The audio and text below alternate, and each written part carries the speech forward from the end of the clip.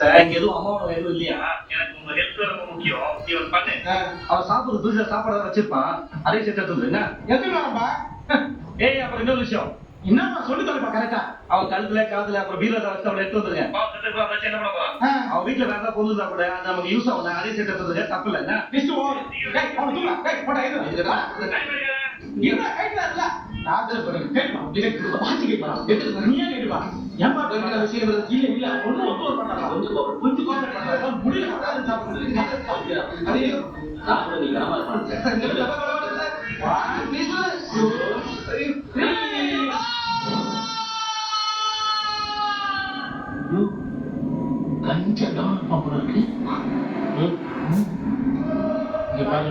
இந்த ஜிங்கா நம்பி 10 காசு பிரயோஜனம் கிடையாது.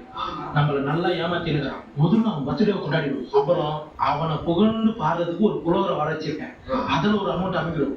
சரிப்பா கேப் கிடைக்கும் போது கரெக்டா புங்குது.